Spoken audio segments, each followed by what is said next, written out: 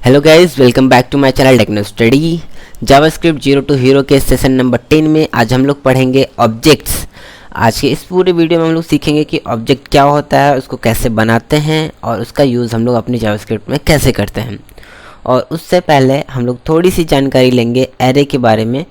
Array बहुत बड़ा चीज़ है नहीं, बहुत एक सिंपल सा चीज़ है, बस उसको हम लोग थोड़ा सा पढ़ेंगे और बाकी उस पर जो मेथड्स हैं उसके बाद में देखेंगे। जैसे जैसे हम लोग का काम होते जाएगा वैसे वैसे चीज़ों को हम लोग पढ़ते जाएंगे। तो देर न करते हैं, स्टार्ट करते हैं अपने वीडियो को। अगर अभी तक आप हमारे चैनल को सब्सक्राइब नहीं किए तो चैनल को सब्सक्राइब कर दीजिए, साथ में बेल आइकन को प्रेस कर दीजिए ताकि हमारे आने वाले वीडियो का नोटिफिकेशन आप तक पहुंच जाए। बढ़ते हैं अपने वीडियो की तरफ और अपने प्रोजेक्ट को ओपन कर लेते हैं अपने ब्राउज़र पे। तो यहाँ हमारे स्क्रीन पे आप दिख रहा है कि हमारा जो प्रोजेक्ट है वो ओपन हो चुका है। और चलते हैं अपने विजुअल स्टूडियो कोड पे। अगर आप हमारे पिछले वीडियो को नहीं देखे हैं तो आप जाकर उसको देख सकते हैं, जहाँ पे हम लोगों ने सीखा था कि फंक्शंस क्या होता है और उसको हम लोग किस किस टाइप से बना सकते हैं या उसका यूज़ कैसे करते हैं। डिस्क्रिप्शन में लिंक मिल जाएगा या फिर यहाँ पे आई बटन के पास आपको लिंक मिल जाएगा। स्टार्ट करते हैं अब ऑब्जेक्ट्स पे। ऑब्जेक्ट्स से पहले हम लोग पढ़ेंगे एरे। तो अब हम लोग पुराने डेटा को कर देते हैं डिलीट और यहाँ पे हम लोग बनाते हैं नया में सबसे पहले हम लोग पढ़ेंगे एरे। एरे क्या होता है, अगर हम लोग सिंपल ही भाषा में बात करें, बहुत सिंपल तरीके से अगर समझना है तो हम ये समझ सकते हैं कि एरे एक ऐसा वेरिएबल है जिसमें हम लोग कई सारे वैल्यू को स्टोर कर सकते हैं। मतलब कि वेरिएबल, अगर हम लोग नॉर्मल वेरिएबल की बात करते हैं तो उसमें सिर्फ हम लोग एक वैल्यू ही स्टोर करते थे। अगर हम लोग एग्जांपल देखें तो यहाँ पे देख लेते हैं, वेरिएबल बनाते हैं जिसका नाम हम लोग यहाँ पे देने वाले हैं माई एरे। आप कुछ भी दे सकते हैं। अगर हम लोग एक वेरिएबल की बात करें जो अभी तक हम लोग पढ़ते आ रहे हैं तो यहाँ पे हम लोग सिर्फ एक वेरिएबल दे सकते थे। वेरिएबल में नाम दे देते हैं यूट्यूब।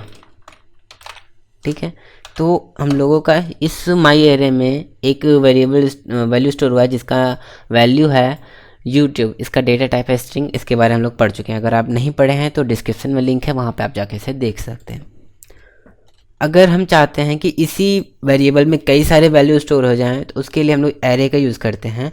और एरे का सिंटेक्स क्या होता है कि जब हमको कोई वैल्यू उसमें स्टोर करना होता है तो हमको स्क्वायर ब्रैकेट का यूज़ करना पड़ता है। तो स्क्वायर ब्रैकेट बनाएंगे और उसके हम लोग अंदर उसकी वैल्यू को रख सकते हैं, कई सारे वैल्यू को रख सकते हैं। जैसे यहाँ पे यूट्यूब रखा, यूट्यूब के अंदर हमको दूसरा वैल्यू देना है तो कॉमा से सेपरेट करके दूसरा भी वैल्यू दे सकते हैं। यहाँ पे लिख देते हैं टेक्नो स्टडी। ये दो वैल्यू दे दिए हैं। अगर हम लोग यहाँ पे कुछ और भी देना चाहें तो दे सकते हैं, जैसे कोर्स का नाम है जावा स्क्रिप्ट देना चाहें तो दे सकते हैं। यहाँ पे हम लोग कई सारे वैल्यू को एक साथ लगा सकते हैं, बस उनको हम लोग को कॉमा से सेपरेट करते जाना है। इसके कई सारे मेथड्स भी हैं जो हम लोग आगे आने वाले वीडियो में पढ़ेंगे। फिलहाल हम लोग बस समझ लेते हैं एरे क्या होता है, नहीं तो हम लोगों का एक ही वीडियो काफ़ी बड़ा बन जाएगा। ये हम लोगों का एरे जो है वो कंप्लीट बन चुका है। अब हम लोग अपने ब्राउज़र पे जाते हैं, इसको रिफ्रेश करते हैं इस पेज को और इंस्पेक्ट करके कंसोल पे जाते हैं तो आउटपुट में हमें कुछ नहीं आ रहा है क्योंकि हम लोगों ने यहाँ पे आउटपुट में नहीं लिया। अब हमको आउटपुट में लेना हो, हमको चाहिए कि ये यूट्यूब वाली वैल्यू आए तो हम लोग को क्या करना पड़ेगा। यहाँ पे एक तरीका है, किसी भी एरे में, एरे या हम लोग एक ऐसा डेटा टाइप होता है जहाँ जिसको बोलते हैं हम लोग इटरेबल। इटरेबल का मतलब जिसको हम लोग इंडेक्सिंग के फॉर्म में लिख सकते हैं। मतलब अगर हम लोग बात करें इंडेक्सिंग तो यहाँ पे जो हम लोगों का एरे है इसमें कितने चीज़ें दिख रही हैं हमें, तीन चीज़ों का अगर हम लोग इंडेक्सिंग करेंगे तो सबसे पहला जो चीज़ होगा उसका इंडेक्स होगा 0, इसका होगा 1, इसका होगा 2। इसको हम लोग पोजीशन से भी जान सकते हैं। 0 पोजीशन पे ये है, 1 पोजीशन पर है ये, 2 पोजीशन पर है। अगर हम लोगों को इसका वैल्यू लेना है, मान लेते हैं हमको यूट्यूब चाहिए तो यहाँ पे लिखना पड़ेगा माई एरे और इसकी वैल्यू को लेने के लिए हम लोगों को यूज़ करना पड़ेगा स्क्वायर ब्रैकेट का और इसके अंदर इंडेक्सिंग के नंबर को लिखना पड़ेगा। मतलब जो भी हम लोगों को पोजीशन का जो भी वैल्यू चाहिए, अगर मान लीजिए हमें 0 वाला मतलब यूट्यूब चाहिए तो हमें 0 पोजीशन पर है तो यहाँ पे लिखेंगे 0। टेक्नो स्टडी चाहिए तो यहाँ पे 1 लिखेंगे, यहाँ पे जावास्क्रिप्ट चाहिए तो यहाँ पे 2 लिखेंगे। अगर हम लोग 3 लिखते हैं तो हमको आउटपुट में अनडिफाइंड आएगा क्योंकि हम लोगों ने यहाँ पे जो इस एरे का लेंथ है वो सिर्फ 3 ही है, मतलब 0, 1, 2 है और चौथा नहीं है, इसलिए हम लोगों को आउटपुट में अनडिफाइंड आएगा। तो इस टाइम पे इसमें जो स्टोर हुआ है वो क्या है, यूट्यूब, अगर इसको हम लोगों को देखना है तो इसको हम लोग console.log पे देख सकते हैं। यहाँ पे लिखते हैं console.log और इसके अंदर हम लोग इसकी वैल्यू को रख देते हैं माई एरे, जिसकी पोजीशन क्या होनी चाहिए, 0। हम लोगों को 0 का पोजीशन हमको मिलेगा, आउटपुट में मिलना चाहिए यूट्यूब। अब हम इसको करते हैं रिफ्रेश, ब्राउज़र पे चलते हैं, यहाँ पे किया रिफ्रेश तो आउटपुट में मिल गया यूट्यूब। अब हम लोग इसी चीज़ को अगर हम लोगों को टेक्नो स्टडी चाहिए तो यहाँ पे लिख देंगे क्या, 1, मतलब 1 पोजीशन वाला, जिसकी इंडेक्सिंग 1 हो उसकी वैल्यू हमको आउटपुट में यहाँ पे आएगा। रिफ्रेश करेंगे तो हमें मिल जाएगा टेक्नो स्टडी। तो इस तरीके से हम लोग यहाँ पे जावास्क्रिप्ट को भी ले सकते हैं। अगर हम लोग क्या हो, जब इसके लेंथ से बाहर लिख दें, 5 लिख दें, 10 लिख दें, 50 लिख दें, तो क्या होगा, आउटपुट में हमें कुछ नहीं मिलेगा, आएगा अनडिफाइंड। ठीक है, तो ये सिंपल सा था एरे के अंदर हम लोगों को वैल्यू को लेना बनाना सीख गए हैं। इसमें हम लोग कई सारे मेथड या फिर मैनिपुलेशन कर सकते हैं। जैसे इसमें हम लोग कई सारे डेटा को डाल भी सकते हैं, डिलीट भी कर सकते हैं, इसको हम लोग अलग अलग निकाल भी सकते हैं। तो उसके बारे में हम लोग धीरे धीरे आगे बढ़ते जाएंगे। फिलहाल हम लोग बस इतना ही सीखते हैं कि एरे क्या होता है और इसमें लोग वैल्यू कैसे ले लेते हैं। आगे एक वीडियो हम लोग धीरे से सीख जाएंगे। एरे को समझाने का सिर्फ यही मतलब था कि हम लोगों को अगर कोई भी एक वैल्यू है उसमें कई सारे वैल्यू को हम लोग स्टोर कर सकते हैं। ठीक इसी तरह हम लोगों का आता है ऑब्जेक्ट्स। तो एरे की तरह ही ऑब्जेक्ट्स भी होता है जिसमें हम लोग कई सारे वैल्यू को स्टोर कर सकते हैं। बस फ़र्क इतना होता है कि उसमें हम लोग की और वैल्यू के फॉर्म में डेटा को रख सकते हैं। उसमें कई सारे डेटा टाइप्स को एक साथ रख सकते हैं, फंक्शंस को भी हम लोग उसमें रख सकते हैं। तो वो सब कैसा ही सारी चीज़ें हैं जो हम लोग ऑब्जेक्ट्स में कर सकते हैं और एरे में नहीं कर सकते हैं। तो अब हम लोग बढ़ते हैं एरे की तरफ और ऑब्जेक्ट की तरफ। एक बनाते हैं ऑब्जेक्ट में यहाँ पे हम लोग क्रिएट करेंगे एक वेरिएबल का नाम आप जो भी देना चाहे दे सकते हैं। मैं यहाँ पे देता हूँ पर्सन, कोई भी आदमी है उसका हम लोग देना चाहते हैं डेटा। तो अगर कोई भी ऑब्जेक्ट है उसमें डेटा दे रहे हैं तो उसको हम लोग बोलते हैं प्रॉपर्टीज़। ठीक है, तो प्रॉपर्टीज़ देने के लिए हम लोगों को यहाँ पे कीवर्ड का यूज़ करना पड़ेगा। जैसे हम लोग यहाँ पे यूज़ कर रहे थे एरे में स्क्वायर ब्रैकेट का, यहाँ पे यूज़ करेंगे हम लोग कर्ली ब्रेसेस का। हमको पता है कि ऑब्जेक्ट्स में हम लोग जो भी प्रॉपर्टी है या वैल्यू है उसको की और वैल्यू के टर्म में देते हैं। तो की को हम लोग दे देते हैं यहाँ पे लिखेंगे की। कोई भी पर्सन है उसका फर्स्ट नेम मान लेते हैं देना है एफ नेम, इसको हम लोग बोल देते हैं फर्स्ट नेम। क्या हो गया की, और इसकी वैल्यू को सेपरेट करना है तो हम लोग कोलन का यूज़ करेंगे और यहाँ पे वैल्यू दे देंगे। तो वैल्यू में हम यहाँ पे दे सकते हैं फर्स्ट नेम दे देते हैं जैसे टेक्नो, और अब हम लोग एक दूसरा प्रॉपर्टी बनाएंगे जिसका नाम होगा एल नेम। फिर से सेपरेट करेंगे कोलन से और यहाँ पे हम लोग इसका वैल्यू दे देंगे स्टडी, टेक्नो स्टडी। अगर हमको इसका तीसरा भी वैल्यू देता है तो हम लोग कॉमा से फिर सेपरेट करते और यहाँ पे तीसरा भी इसका डेटा दे देते। लेकिन हम लोगों को यूज़ नहीं करना है, अगला डेटा नहीं लेना है, तो कॉमा का लगाएं चाहे ना लगाएं इससे कोई फ़र्क नहीं पड़ता है। तो अब हम लोग ना लगाएं तो ही ज़्यादा सही है। अब यहाँ पे हम लोग अगर देख रहे हैं तो एक सिंपल सा ऑब्जेक्ट बन गया है जिसमें दो प्रॉपर्टी है, first name last name. First name की वैल्यू क्या है टेक्नो, लास्ट नेम की वैल्यू है स्टडी।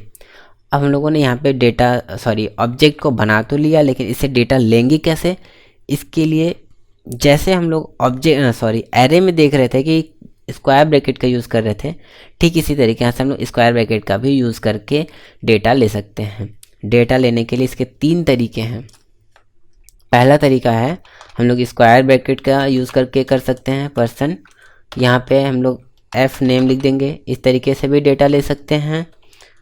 और दूसरा हम लोग इसको ले सकते हैं पर्सन डॉट एफ नेम। तीसरा है पर्सन एफ नेम। ये 3 तरीके हैं इसके वैल्यू को लेने के। एक ही वैल्यू को हम लोग 3 तरीके से किसी भी ऑब्जेक्ट से ले सकते हैं। जो सबसे अधिक यूज़ होने वाला है वो है ये, इन दोनों का बहुत ज़्यादा यूज़ नहीं किया जाता है। सबसे अधिक यूज़ होता है पर्सन डॉट फ्रेम। जो डॉट्स हम लोग यूज़ करते हैं वो हम लोग यूज़ करते हैं मोस्टली। तो फिलहाल हम इन दोनों को हटा देते हैं, हम लोग यूज़ करेंगे डॉट वाला ही। अब आउटपुट में लेते हैं किसी भी फर्स्ट नेम को आउटपुट में लेते हैं, तो यहाँ पे लिखेंगे person dot F name. Save करके रिफ्रेश करेंगे तो आउटपुट में हमें मिलेगा यहाँ पे टेक्नो आउटपुट में मिल गया। ठीक है, सही जा रहा है एकदम से। अगर हम लोगों को लास्ट नेम चाहिए तो यहाँ पे लिख देंगे लास्ट नेम, और यहाँ पे रिफ्रेश करेंगे तो हम लोगों को मिल जाएगा स्टडी। ये हो गया सिंपल सा तरीका, हम लोगों ने जहाँ से एक ऑब्जेक्ट बनाया, ऑब्जेक्ट बनाने के बाद उसकी वैल्यू को भी गेट किया। अब हम लोग एक दूसरा तरीका सीखते हैं कि किसी ऑब्जेक्ट को किसी और तरीके से कैसे बना सकते हैं। ये तो बहुत सिंपल सा तरीका है। दूसरा तरीका है कि जब हम किसी ऑब्जेक्ट को किसी कीवर्ड से यूज़ करें, मतलब न्यू कीवर्ड का यूज़ करके बनाएं। ये कि यहाँ पे वेरिएबल बनाते हैं, variable person is equals to new, और यहाँ पे ऑब्जेक्ट का यूज़ करेंगे, ऑब्जेक्ट कीवर्ड का। ऑब्जेक्ट बनाया और इसको ऐसे रख दिया। यहाँ पे हम लोगों ने एक पर्सन को वेरिएबल यहाँ पे बनाया था, इसे हटा देते हैं, कोई काम नहीं है इसका। अब इसको कट कर देते हैं, अभी हमको इसका काम आएगा। एक वेरिएबल बनाए पर्सन, जिसको हम लोग एक ऑब्जेक्ट में क्रिएट कर दिए हैं। अब हम लोग इसमें वैल्यू कैसे देंगे? वैल्यू देने के लिए दो तरीका हैं, या तो हम लोग यहाँ पे से बाहर लिख दें, इस तरीके से भी कर सकते हैं, या फिर इसी वैल्यू को हम लोग इसके अंदर यहाँ पे पेस्ट कर दें। इसको हटा दें, इसी वैल्यू को हम लोग इसके अंदर, ये जो पैरेंथेसिस था इसके अंदर यहाँ से यहाँ तक हम लोग इसकी वैल्यू को पेस्ट कर दिए हैं। तो हम लोगों को ऑब्जेक्ट में जितने भी वैल्यू हैं वो आ गए हैं। ये हो गया, हम लोगों को पर्सन नाम का एक ऑब्जेक्ट क्रिएट हो गया। अब हम रिफ्रेश करेंगे तो आउटपुट में हम लोगों का ज़रा सा भी चेंज नहीं होगा। रिफ्रेश करके देखते हैं तो यहाँ पे स्टडी का स्टडी ही है। थोड़ा सा चेंज करते हैं, यहाँ पे एफ नेम कर देते हैं ताकि हम लोगों को रिज़ल्ट चेंज होके भी आ जाए। तो हम लोगों को आउटपुट में टेक्नो आ गया। हम लोगों ने यहाँ पे एक और भी तरीका देख लिया। अब हम लोग इसमें पहले वीडियो में बात कर रहे थे कि किसी भी ऑब्जेक्ट का कोई प्रॉपर्टी होती है और उसके मेथड्स होते हैं। तो मेथड क्या होता है? मेथड बेसिकली एक फंक्शन होता है जिसको हम लोग किसी ऑब्जेक्ट के अंदर बनाते हैं। जब कोई भी फंक्शन किसी ऑब्जेक्ट के अंदर बनेगा तो वो हो जाता है मेथड। अगर वो ऑब्जेक्ट के बाहर फ्री घूम रहा है तो वो होता है फंक्शन। तो यहाँ पे एक हम ऑब्जेक्ट बनाते हैं, सॉरी मेथड बनाते हैं, जिसका नाम देंगे हम लोग full name, FULLNAME। Full name बनाया, फुल नेम बनाने के बाद कोलन किया। ये तो हम लोग क्या दे रहे हैं कि अब इसके अंदर जो वैल्यू होगी वो होगी एक फंक्शन, तो उसको हम लोग बोलते हैं मेथड। तो यहाँ पे जो बेसिकली हम लोग यूज़ कर रहे हैं वो एनोनिमस फंक्शन इसको बोलते हैं। तो यहाँ पे लिखेंगे फंक्शन एनोनिमस। अगर फंक्शन आप नहीं देखे हैं तो पिछला वीडियो आप देख सकते हैं, वहाँ पे आपको पता चल जाएगा कि एनोनिमस फंक्शन क्या होता है। यहाँ पे फंक्शन बनाया, फंक्शन के बाद इसका जो हम लोग लिखेंगे ब्लॉक, कर्ली ब्रेसेस से यूज़ करेंगे इसका ब्लॉक। और आउटपुट में हमको क्या चाहिए? इस फुल नेम में हम लोगों को आउटपुट चाहिए कि ये जो नेम यहाँ पे आ रहा है और ये जो नेम यहाँ पे आ रहा है, दोनों को ऐड होके या दोनों को जोड़ के हमको आउटपुट में दे। तो हम लोगों ने पिछली वीडियो में एक देखा था रिटर्न नाम का कीवर्ड, तो यहाँ पे वही यूज़ करने वाले हैं, रिटर्न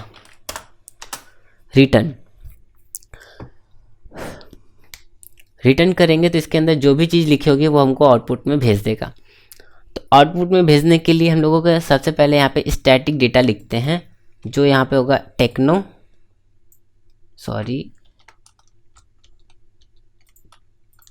यहाँ पे हम लोग लिखते हैं सबसे पहले TCHNO टेक्नो, और कॉन्कैटिनेट करते हैं स्टडी के साथ में, टेक्नो स्टडी।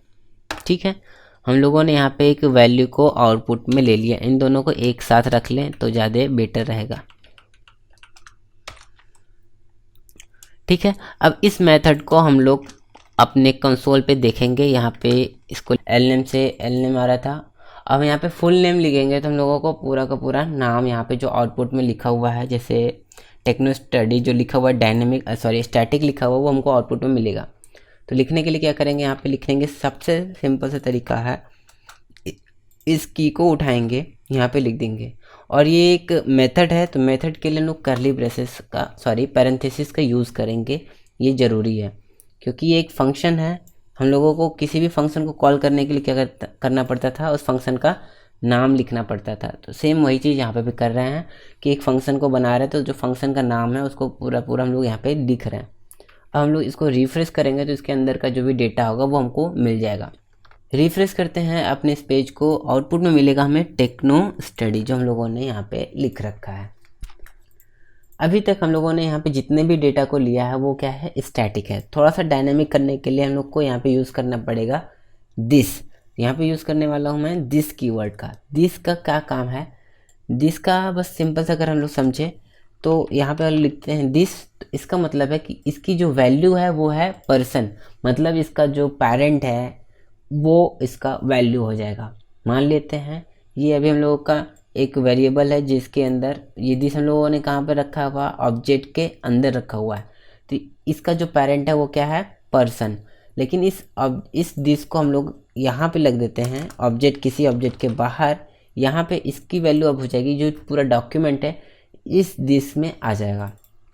तो अब हम लोग इसको आगे समझते रहेंगे, आगे इसका यूज़ करते रहेंगे। फंक्शंस में भी इसका काफ़ी यूज है, ऑब्जेक्ट्स में भी इसका काफ़ी यूज है, और किसी एक डॉम में भी इसका यूज है, डॉक्यूमेंट ऑब्जेक्ट मॉडल में। तो हम लोग आगे धीरे धीरे पढ़ते रहेंगे और अभी समझते हैं दिस का बहुत सिंपल सा यूज। यहाँ पे लिखे दिस पर्सन, मतलब पर्सन यहाँ पे समझ लीजिए ऐसा लिखा हुआ है कि जो दिस है इसका वैल्यू है पर्सन। अगर हम लोग पर्सन का फर्स्ट नेम चाहिए तो यहाँ पे लिखते थे दिस डॉट एफ नेम, मतलब पर्सन डॉट एफ नेम, इस पर्सन का जो भी नाम है यहाँ पे आएगा। फिर इसको कॉन्कैटिनेट कर देते हैं दिस डॉट एल नेम। अब हम लोगों का जो फुल नेम है वो यहाँ से आउटपुट आएगा, यहाँ पे जो भी डेटा होगा वो यहाँ पे जाएगा और इसको हम लोगों को रिटर्न होके आएगा, जो भी इसका हम लोगों को मिलेगा आउटपुट। तो आउटपुट मिलने वाला है टेक्नो स्टडी। जो रिफ्रेश करेंगे तो सेम रिजल्ट होने वाला है। रिफ्रेश किया, कई बार रिफ्रेश कर देते हैं, सेम रिजल्ट है। थोड़ा सा वैल्यू चेंज करते हैं, यहाँ पे लिख देते हैं यू और यहाँ पे लिख देते हैं ट्यूब। तो हम लोगों का डायनेमिकली डेटा यहाँ से ही जाएगा यहाँ पे, और यहाँ पे हम लोगों को फुल नेम में अपने से काम करके हमको आउटपुट देगा। आउटपुट में मिलेगा क्या, यूट्यूब। हम लोगों को पूरा लिखने की ज़रूरत नहीं होगी। इस तरीके से हम लोग फंक्शंस का यूज़ कर सकते हैं किसी ऑब्जेक्ट में एज अ मेथड। अब एक तरीका ये हो गया। दूसरा तरीका क्या होता है, किसी भी फंक्शन को भी हम लोग ऑब्जेक्ट बना सकते हैं। जब किसी फंक्शन को हम लोग ऑब्जेक्ट बनाएंगे तो वो एक तरीके का क्लास हो जाता है, जिसके बारे में हम लोग आगे पढ़ेंगे। ये सारी चीज़ें अभी बेसिक लेवल में है, तो हम लोग आगे जब हम उप्स कॉन्सेप्ट पढ़ेंगे ऑब्जेक्ट ओरिएंटेड प्रोग्रामिंग, तो उसमें क्लास पढ़ेंगे और ऑब्जेक्ट को और भी अच्छे तरीके से समझेंगे। यहाँ पे हम लोगों ने बस एक स्टैटिक ऑब्जेक्ट बनाया है, वहाँ पे हम लोग एक ही ऑब्जेक्ट से कई सारे डेटा को भी ले सकते हैं। तो इस वीडियो में बस इतना ही, मिलते हैं अगले वीडियो में। आगे के वीडियो में हम लोग पढ़ेंगे डॉक्यूमेंट ऑब्जेक्ट मॉडल। अभी तक के इस जावास्क्रिप्ट के सेशन में हम लोगों ने सीखा है बेसिक प्रोग्रामिंग जावास्क्रिप्ट के बारे में। अब हम लोग नेक्स्ट लेवल पे पहुंच रहे हैं, डॉक्यूमेंट ऑब्जेक्ट मॉडल, जहां पे हम लोग सीखेंगे कि अपने किसी वेब पेज पे, एक HTML पेज में हम लोग जावास्क्रिप्ट का यूज़ कैसे करते हैं। तो बस करते हैं इस वीडियो में, मिलते हैं अगले वीडियो में। तब तक के लिए bye bye, take care, stay at home and stay always learning.